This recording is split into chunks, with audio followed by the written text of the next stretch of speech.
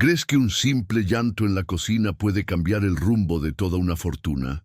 Esta es la historia de Alejandro, un millonario que accidentalmente entró al lugar más inesperado de su mansión y encontró mucho más que un empleado llorando. Encontró un secreto enterrado por su propia familia y una mujer dispuesta a sacar a la luz la verdad que todos habían tratado de ocultar. Quédate hasta el final y prepárate para sentir el impacto de una elección que comenzó con el silencio y terminó en 1900. Transformación. Suscríbete al canal, deja tu me gusta y comparte esta historia con alguien que necesite recordar. Nadie nace invisible. La cocina de la mansión Rivas era un santuario de acero inoxidable, mármol blanco y silencio profesional. Los pocos ruidos provenían de las ollas hirviendo, los hornos calentándose y el reloj digital que marcaba el ritmo de los preparativos. Aquella sofocante tarde en Guadalajara, Alejandro bajó las escaleras laterales en busca de silencio, lejos del ruido del cóctel empresarial que se desarrollaba en el salón principal. Todavía llevaba el mismo traje oscuro que llevaba días usando, con la corbata suelta y los ojos pesados. No era común que él entrara allí. En realidad, fue la primera vez. Cuando empujó la puerta de acero, el olor a pan recién horneado lo golpeó como un recuerdo lejano de algo que no podía nombrar. La habitación estaba vacía, pero algo no estaba bien. Escuchó un suave sollozo que venía de la esquina detrás del armario de los utensilios. Mientras se acercaba, con pasos inseguros, vio a una mujer sentada en el suelo frío, abrazando sus rodillas. Era Isabela, la nueva chef contratada hace menos de una semana. Su rostro estaba parcialmente cubierto por el cabello suelto, pero las lágrimas eran visibles, así como el intento fallido de silenciarlas. Por un momento, Alejandro dudó. No sabía si dar marcha atrás o anunciarse. No era bueno manejando las emociones, especialmente las de otras personas, pero había algo en su manera de llorar que lo detuvo en seco. No fue un grito explosivo y desesperado, fue un grito contenido, como el de alguien a quien no se le permite sufrir. Un grito que reconoció, incluso sin recordar la última vez que había oído algo parecido. ¿Estás bien?, preguntó, no como empresario, sino como hombre, sorprendido de estar allí, en esa posición. Isabela levantó la mirada sobresaltada, como si la hubieran sorprendido cometiendo un delito. Su cara estaba roja, sus ojos estaban llorosos y su voz estaba entrecortada. Lo siento, señor, no quise, solo que... Pero no pudo terminar. Alejandro no insistió. Él simplemente se agachó lentamente, poniéndose al mismo nivel que ella, como si eso aliviara la enorme diferencia social entre ellos dos. En ese momento, algo cambió.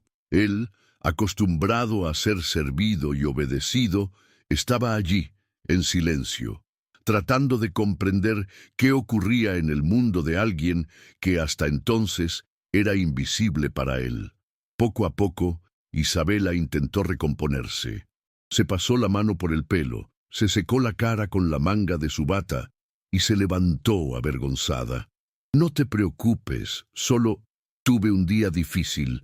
Alejandro podría haber aceptado esa excusa y marcharse, pero algo en su expresión decía que sabía que no era solo eso. Señaló el banco que había al lado del mostrador y le hizo un gesto para que se sentara. Ella obedeció. El silencio volvió a apoderarse de la cocina, pero esta vez era un tipo de silencio diferente. Uno que decía, te escucho aunque no hables.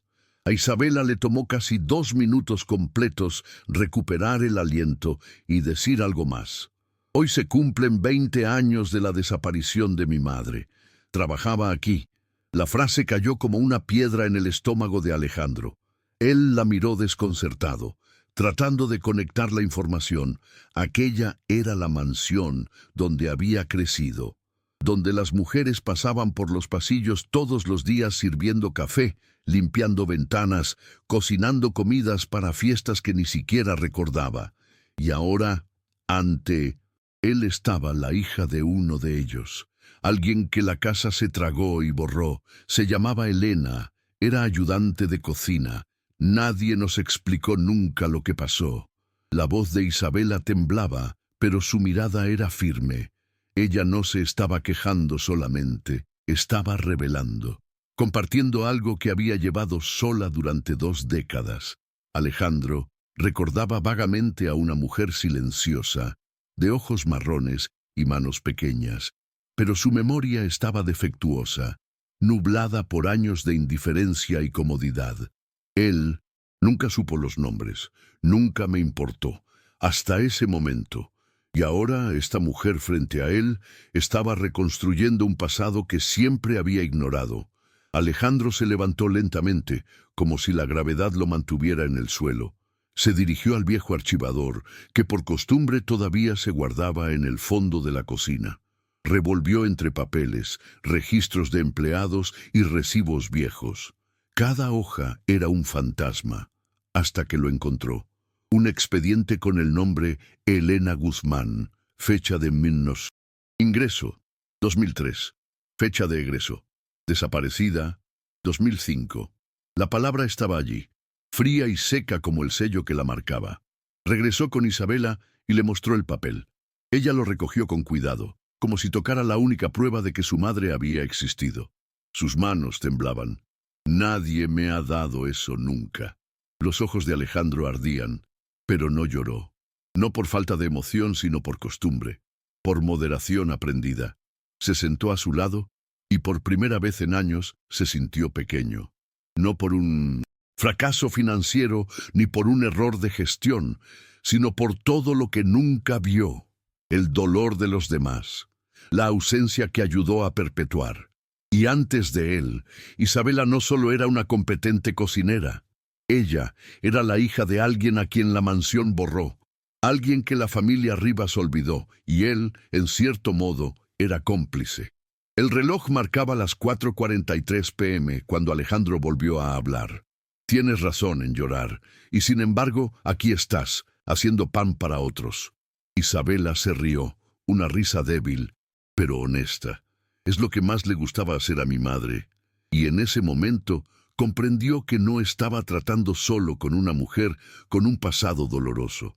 Estaba frente a alguien que sobrevivió a la ausencia, al silencio, y aún así decidió regresar al lugar que le hizo daño, para honrar, para entender, transformar y quizás para sanar.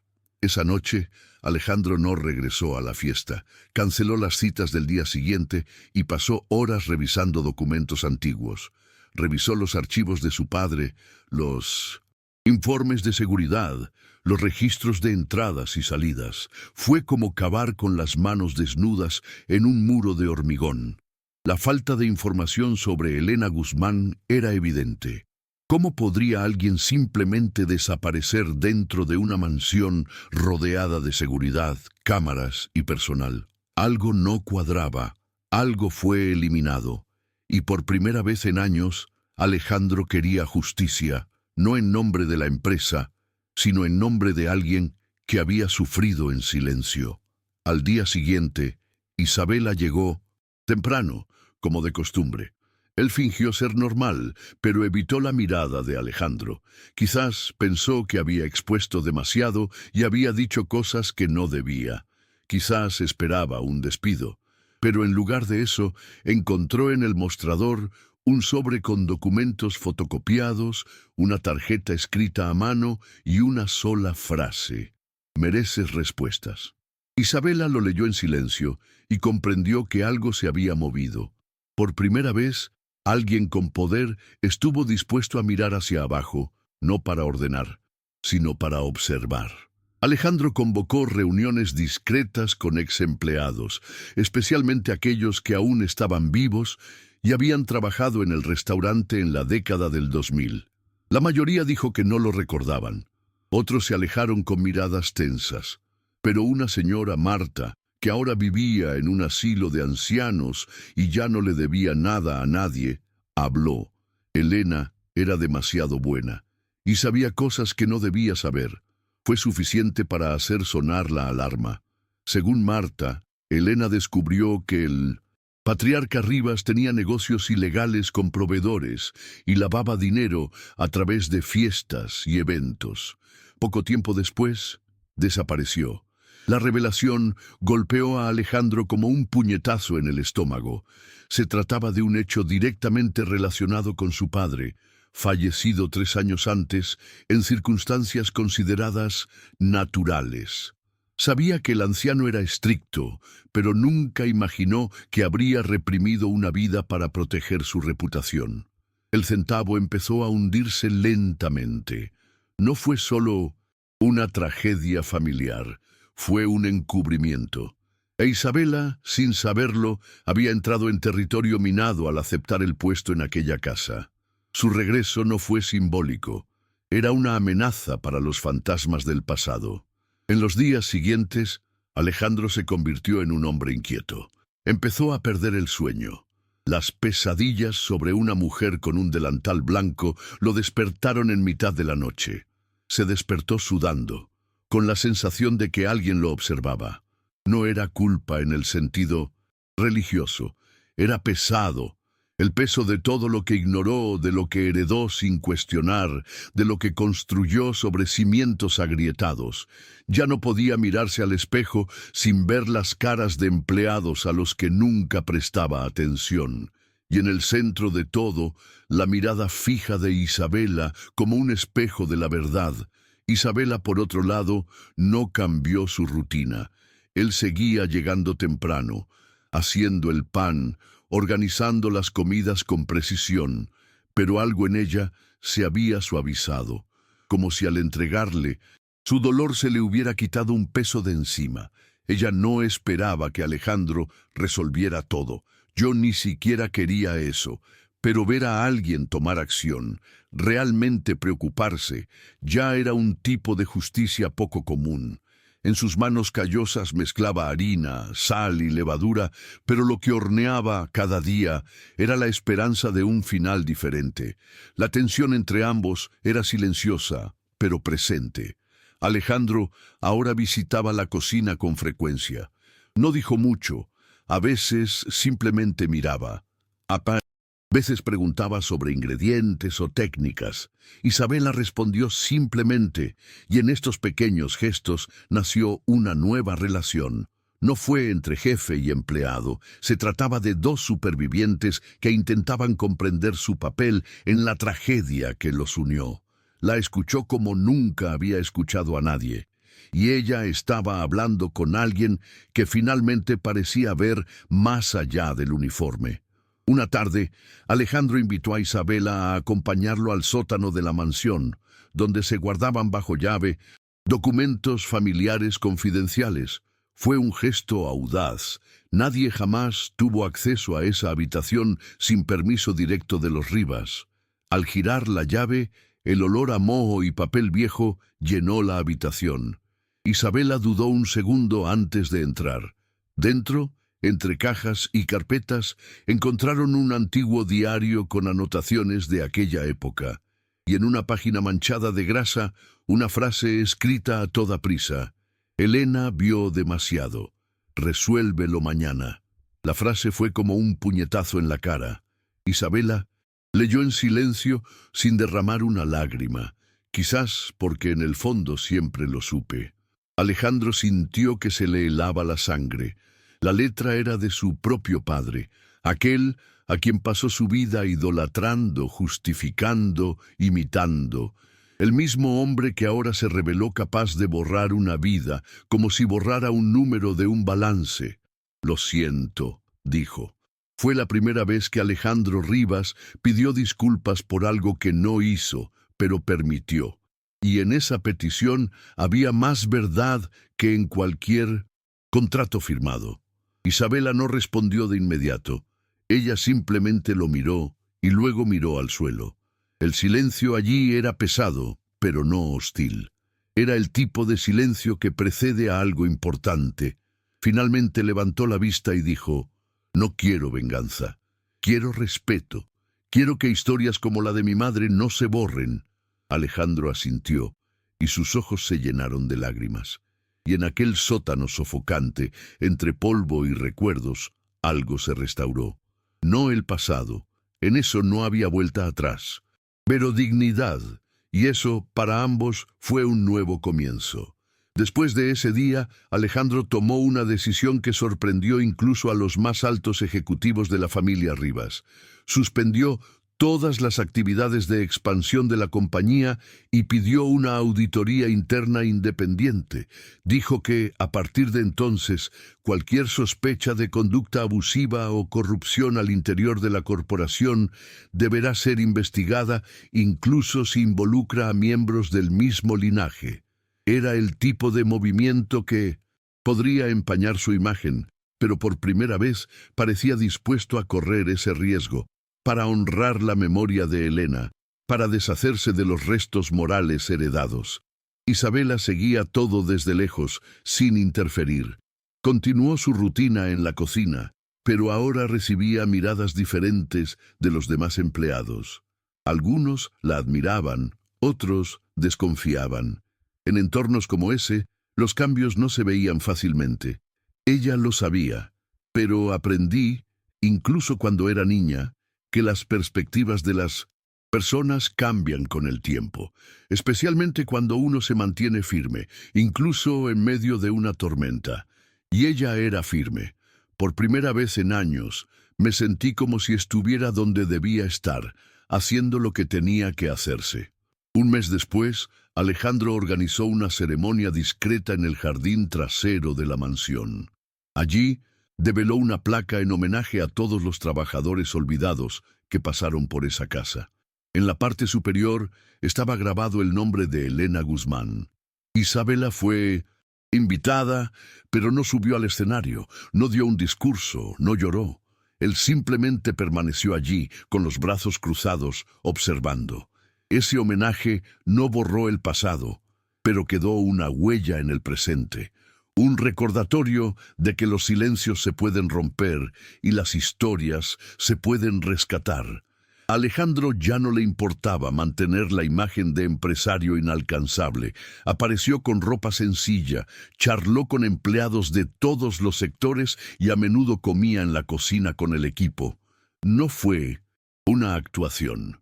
Fue un intento sincero de reconfigurar su propio papel en el sistema que ayudó a sostener. Con el tiempo, otros miembros de la Junta comenzaron a cuestionar sus acciones, sugiriendo que estaba perdiendo el foco. Pero ya no se dejaba guiar por su antiguo enfoque. Ahora, su brújula era otra, la conciencia. La relación entre él e Isabela nunca fue etiquetada. No hubo romance ni amistad declarada, pero había confianza, respeto y una conexión tácita. Alejandro aprendió a escuchar Isabela aprendió que a veces la corrección llega de donde menos la esperas. Por la noche, cuando todos se retiraban, era común verlos sentados en la cocina, tomando café y hablando de recetas, música o recuerdos de la infancia. Y fue en ese espacio sin pretensiones donde ocurrió algo más profundo. Una sanación, aunque lenta, aunque silenciosa. Una mañana, un sobre anónimo llegó a la mansión. Dentro había una foto antigua de Elena junto a un hombre desconocido y una nota. Sabía demasiado. No fue aun casualidad. La imagen estaba fechada en 2004 y parecía haber sido tomada en un almacén. Alejandro hizo investigar el caso, pero la nota desapareció misteriosamente 2 días después. Seguridad no pudo averiguar quién lo dejó. Fue un recordatorio de que ciertas heridas aún estaban abiertas y que había más gente interesada en mantener el pasado enterrado que en revelar la verdad. Aún así, Alejandro no se dio por vencido. Estaba dispuesto a llegar hasta el final, incluso si eso significaba manchar el apellido que le dio todo. Creó un fondo de apoyo para los hijos de los trabajadores desaparecidos y ofreció acceso gratuito a abogados y psicólogos a cualquier empleado de la empresa que quisiera denunciar abusos pasados. Era su manera de devolver algo de lo que su familia le había quitado, y con cada nuevo paso sentía como si estuviera desmantelando un castillo hecho de mentiras, ladrillo a ladrillo. Isabela fue llamada por un productor de televisión que escuchó su historia y quiso hacer un documental. Ella se negó. No quería fama ni exposición. Mi historia no es entretenimiento, respondió. El productor insistió y dijo que podría inspirar a otros, pero ella fue firme. Si vas a inspirar, que sea con pan fresco y verdad, no con una cámara. Esa respuesta circuló por los pasillos de la mansión y sin intención se convirtió en una frase repetida por el personal, como un recordatorio de que la dignidad, a veces, nace del silencio firme. Un día, una señora apareció en la entrada de la mansión pidiendo hablar con Isabela. Era una vieja amiga de su madre que había oído hablar del homenaje en el jardín y decidió buscarla. Le entregó una caja de cartas escritas por Elena años antes de desaparecer. Eran cartas que nunca fueron enviadas, llenas de miedos, consejos y una frase repetida en varios pasajes. Si no regreso, lucha para ser escuchado. Isabela leyó todo en silencio, sentada en el mismo banco donde lloró la primera vez que Alejandro la conoció, y sonrió. Por primera vez, sonrió sin dolor. La semana siguiente, Isabela hizo algo inesperado. Reunió a todo el personal de cocina y anunció que dejaría la mansión a finales de mes. Dijo que abriría su propia panadería en un barrio humilde de la ciudad donde creció. Quiero que el olor del pan llegue a lugares a los que mi madre nunca logró regresar. Alejandro escuchó la noticia en silencio. No intenté detenerlo. Él simplemente sonrió y respondió: «Estás haciendo lo que los Rivas nunca hicieron, reconstruir con tus propias manos». Y en esa sonrisa había más orgullo que tristeza. La noticia de la partida de Isabela se extendió rápidamente por la mansión y dividió las opiniones. Algunos vieron su actitud como un abandono, otros como un acto de valentía. Para Alejandro, fue un resultado inevitable y merecido.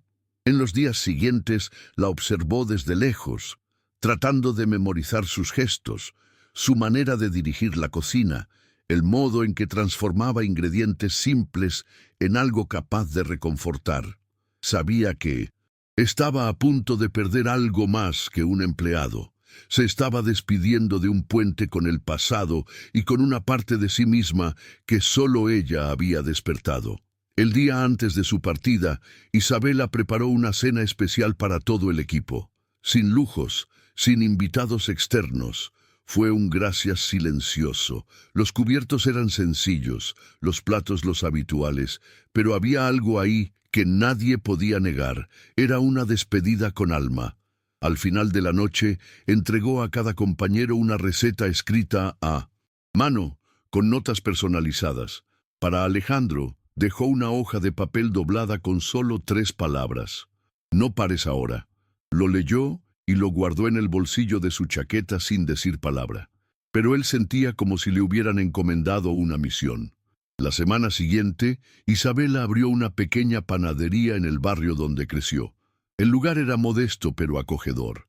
El cartel simplemente decía: «El pan de Elena». En los primeros días los vecinos fueron por curiosidad, luego empezaron a ir por cariño. Se esforzó por hablar con cada cliente, recordar nombres, conocer historias. Cada lote fue un homenaje a la madre y a todas las mujeres invisibles que silenciosamente sostienen al mundo. Allí no había prisa ni estatus. Había calor humano, olor a levadura y el sabor de una vida reconstruida con la verdad. Alejandro visitó discretamente la panadería 2 semanas después. Llegó temprano, sin seguridad, sin fanfarrias. Se sentó en una mesa en un rincón y observó. Isabela estaba ocupada, ayudando a una señora con 2 nietos. Ella se rió, cogió un pan con un paño floreado y contó una historia sobre una vieja receta. Al verlo, simplemente asintió, como si reconociera buena parte del pasado. Él respondió con una sonrisa tímida y permaneció allí casi 1 hora, en silencio, comiendo el mejor pan que había probado en su vida, un pan hecho de recuerdo y perdón. A su regreso a casa, Alejandro tomó otra decisión. Donaría parte del patrimonio familiar para financiar iniciativas de pequeños negocios en barrios periféricos. Creó el Instituto Elena Guzmán, ofreciendo microcréditos y capacitación para mujeres emprendedoras. Cuando la prensa se enteró, intentó atribuir la actitud a una estrategia de marketing, pero Alejandro no dio entrevistas. No quería ser el centro de atención, yo quería un cambio, y él sabía que el impacto de un acto sincero no necesita aplausos, necesita seguimiento. Eso es lo que hubiera hecho Isabela, eso era lo que su conciencia exigía ahora. La mansión Rivas también sufrió cambios. La cocina pasó a llamarse la cocina de Elena, con un discreto cartel en la entrada. Los nuevos contratos incluyeron cláusulas sobre dignidad y protección de los derechos de los trabajadores. Y, al fondo del jardín, donde antes solo había césped decorativo, Alejandro plantó un pequeño huerto comunitario abierto a todos los empleados.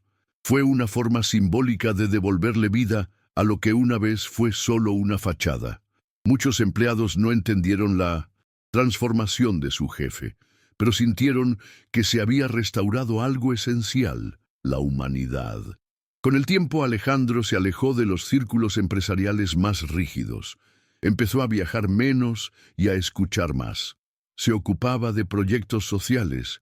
Escribía cartas de su puño y letra a familias beneficiarias del instituto y de vez en cuando aparecía en la panadería de Isabela, no como millonario, sino como un hombre común. Durante estas visitas rara vez hablaban del pasado. La conversación giró en torno a la fermentación natural, historias de clientes o de los hijos de Isabela, a quienes crió con la misma determinación con la que había reconstruido su propia vida. Cada conversación era un recordatorio de que el tiempo cura cuando uno hace el esfuerzo de hacerlo. Un día, Isabela recibió la visita de una joven estudiante de gastronomía, quien le dijo que su historia le había inspirado. Dijo que había dejado un trabajo tóxico y decidió abrir su propia cocina, después de escuchar la historia del cocinero que hizo ver a un millonario el mundo real. Isabela sonrió, pero la corrigió con delicadeza. Solo estaba siendo sincera. Fue él quien decidió escucharme. Y esa frase se convirtió en un mural en la pared de la panadería, pintado a mano por niños de la comunidad. La frase se convirtió en un símbolo, y tu nombre, inspiración, no por heroísmo, sino por integridad. Alejandro, a su vez, empezó a ser mencionado en las columnas sociales de una manera diferente, ya no como el multimillonario arrogante, sino como el empresario que abandonó las ganancias fáciles para invertir en la humanidad. Nunca respondió a las críticas ni se defendió de las acusaciones. Había aprendido que el ego no es un escudo cuando el alma ya ha sido tocada. E incluso entre los que pensaban que estaba loco, hubo quienes lo reconocieron. Había cambiado. No lucir bien. Pero un día, por error, entró en una cocina y descubrió una verdad que nunca podría ignorar. Sus vidas siguieron su curso. Isabela amplió su panadería, empleando a jóvenes madres solteras y exempleados marginados. Alejandro se convirtió en un mentor silencioso para varios proyectos sociales.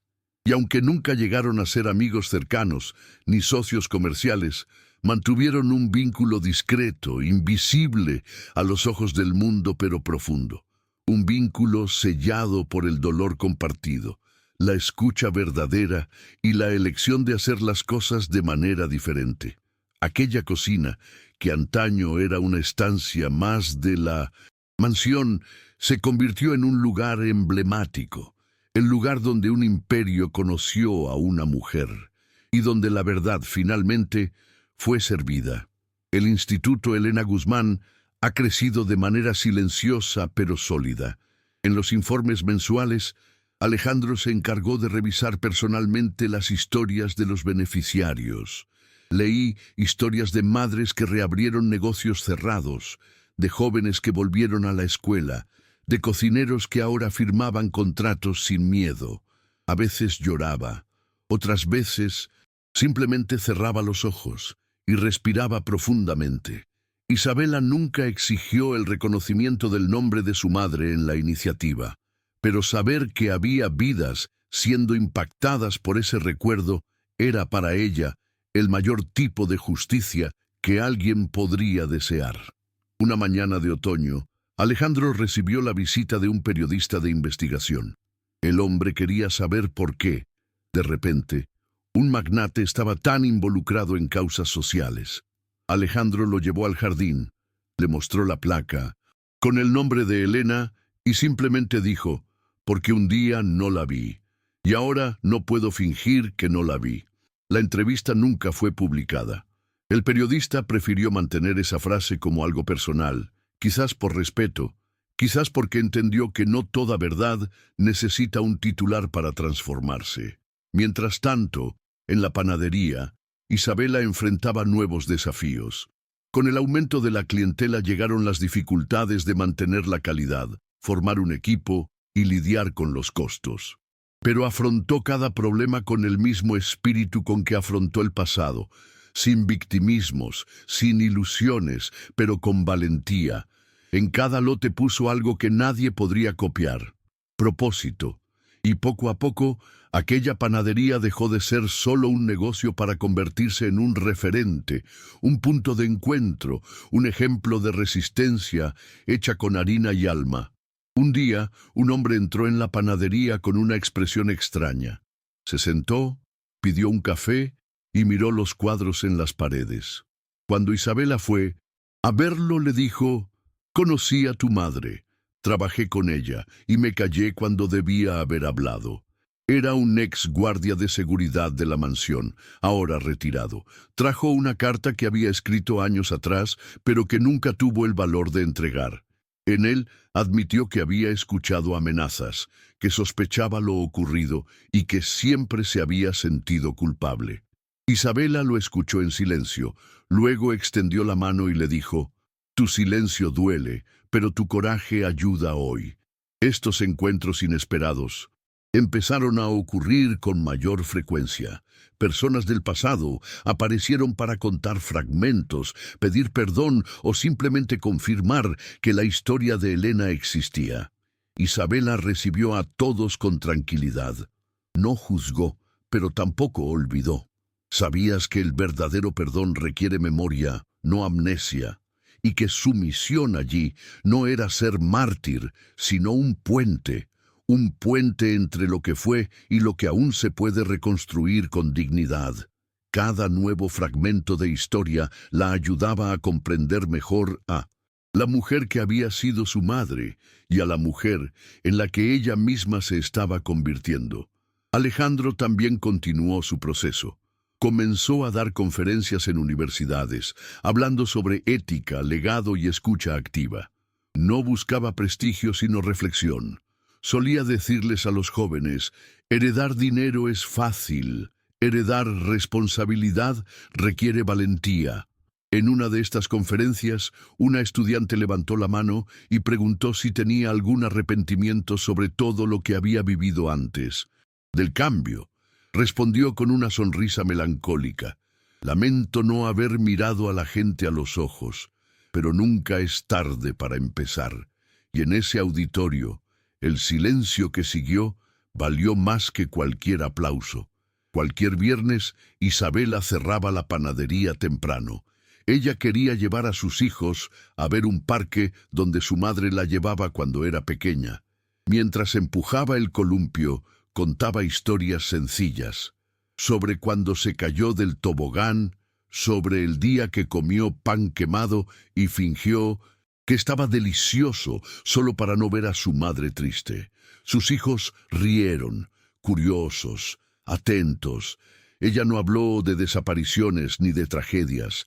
Habló del amor, de la presencia, de la comida caliente en la mesa.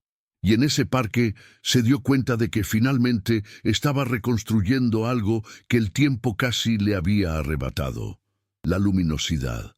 Alejandro, a su vez, visitó la tumba de su madre por primera vez en años. Llevó flores y una carta. En él no pidió perdón ni explicó su transformación. Simplemente le contó sobre Elena, sobre Isabela, sobre todo lo que había descubierto. Escribió: «Si algo me enseñaste, fue que el silencio también habla. Hoy elijo escuchar». Y allí, ante la tumba de una mujer que siempre había vivido entre privilegios, reconoció el valor de quienes vivían sin ninguno. Salió de allí sintiéndose más ligero, no porque se hubiera redimido, sino porque había asumido la responsabilidad. En los años siguientes, la Mansión Rivas se convirtió en la sede de un centro cultural. Alejandro se deshizo de gran parte de sus bienes y transformó las salas en espacios para arte, talleres y conferencias. La antigua cocina mantuvo su nombre y se convirtió en una sala de clases de cocina para mujeres en situación de vulnerabilidad. Isabela fue invitada a impartir la primera clase. Al entrar en la habitación, respiró hondo y dijo: «Lo primero que uno hace en cualquier cocina es escuchar».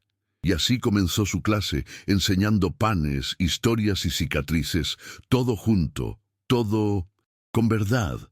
En la última fila de la sala, Alejandro observaba en silencio. No llevaba traje, ni tenía séquito, solo un cuaderno y unos ojos atentos.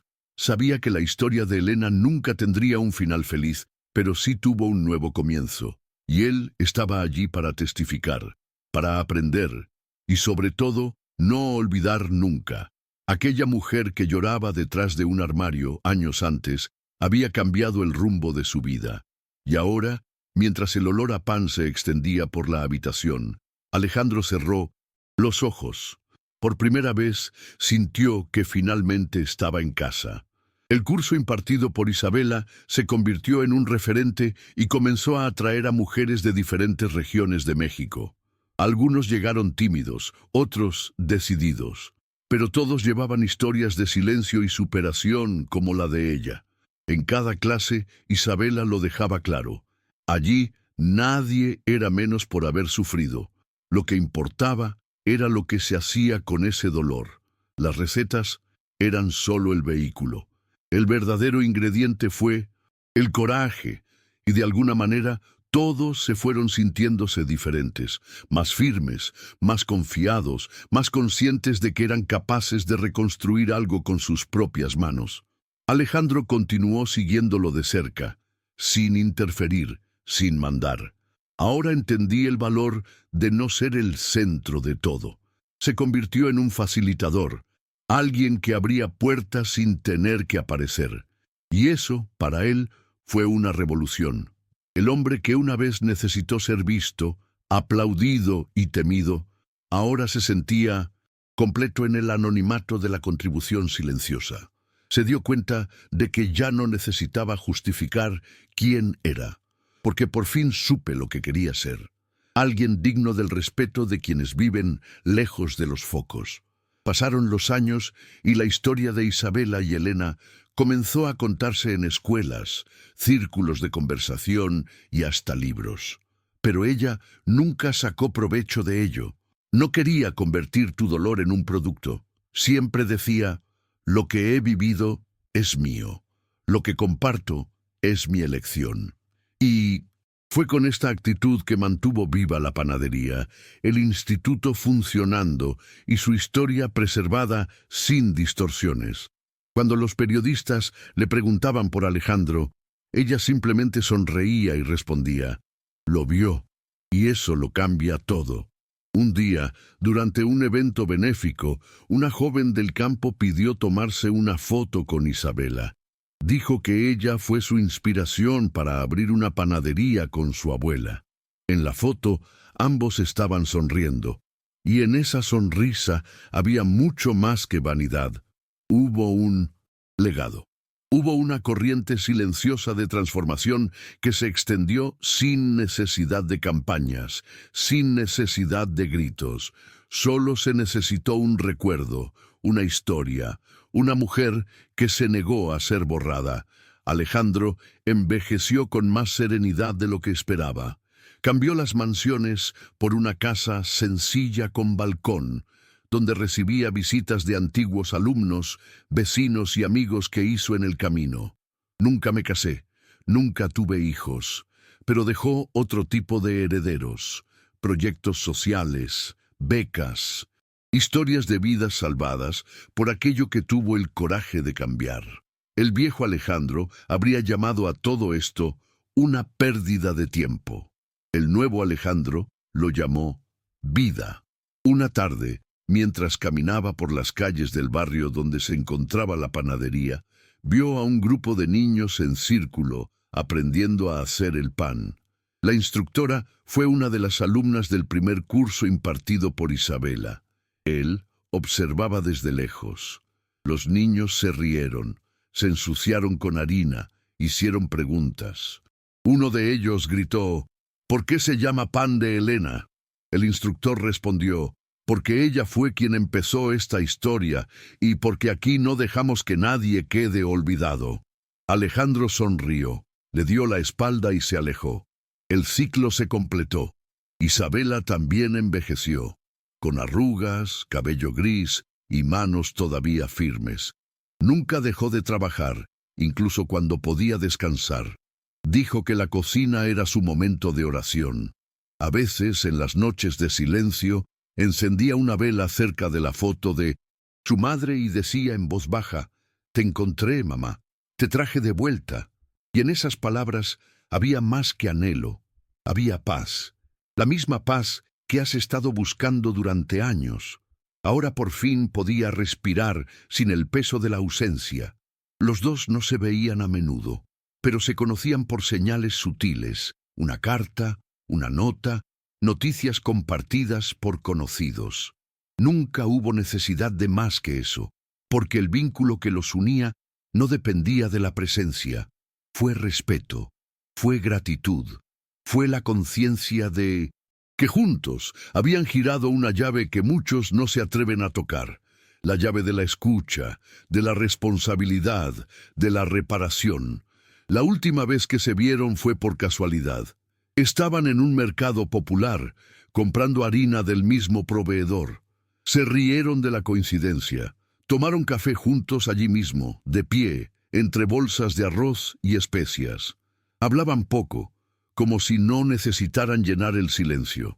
Antes de despedirse, Alejandro dijo: «Gracias por dejarme ver». Isabela respondió: «Gracias por no voltear la cara». Y con ese breve diálogo sellaron una vez más la historia que comenzó con lágrimas escondidas detrás de un armario. La mansión de Guadalajara aún existe, pero ahora es un lugar de recuerdos vivos. Las paredes están cubiertas de fotografías, de historias de trabajadores, y los pasillos están llenos de risas y voces diversas. Y en la antigua cocina, transformada en escuela, todavía se puede sentir el olor del pan saliendo del horno. No hay estatuas, ni bustos, en dorados. Una simple placa con una frase que lo resume todo. Aquí se escuchó la verdad y se rehicieron vidas. Porque al final no fue el dinero ni el poder lo que lo cambió todo. Fue el coraje de mirar el dolor y elegir no repetir el silencio. Alejandro entró en aquella cocina como un hombre poderoso, pero salió como alguien dispuesto a reconstruir lo que su familia había destruido en silencio. ¿Y Isabela? Ella no buscó venganza, solo quería respeto, memoria y justicia. Porque a veces la verdadera revolución empieza con alguien que decide escuchar. Si esta historia te tocó el corazón, comenta a continuación: «Yo también opto por escuchar». Deja un me gusta, comparte con alguien especial y suscríbete para más historias que sanan, inspiran y transforman. Estás en Cicatrices del Alma, donde la verdad encuentra voz.